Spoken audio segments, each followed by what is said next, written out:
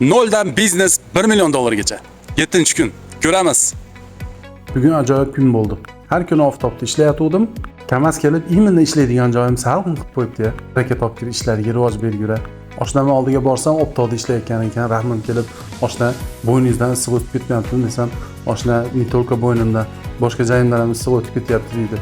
Oshnam mehnatkash, harakatchan bola. Bir pasda payat qilib turbalarni arqa tashab qo'yib qarang. Lapatka bilan kirkani ushab tursam, uzoqdan bitta bola kelyapti. Yonimga kelib, amaki, sizda ish bormi deydi.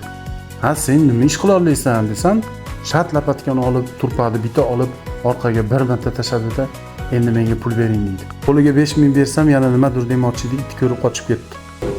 Qoch aka, qoch. Hamma yo'g'im rasuvo qilasan hozir. Qoch dedim senga. Qo'y. Sen so'laging bilasanmi? Juda chataq narsa, tushunyapsan? Hamma yo'g'im almashtirishimga to'g'ri keladi. Qoch. Qoch dedim men senga. Juda jonga tegding senchi.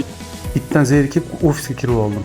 Yaxshi ofisda hech kim yo'q ekan, hamma ketib bo'ldi. Bu ofisimiz menejerlarning ofisi. Qalay zo'r ekanmi? Bunisi esa bizning ofisimiz. Bu yerda dushlarimiz ham bor. Maza qilib cho'milamiz. Eng qizig'i 3 ta kabinka. Birov bir-birini kutmaydi. Kunlar ham shunaqa tez o'tib ketyapti. To'g'rimi aka? Voy aka, to'g'rimi? Ha, seni qarab qo'y. Bugunlik kunni ham tugatdik. Shotimiz 1 million 200 ming so'm bo'ldi.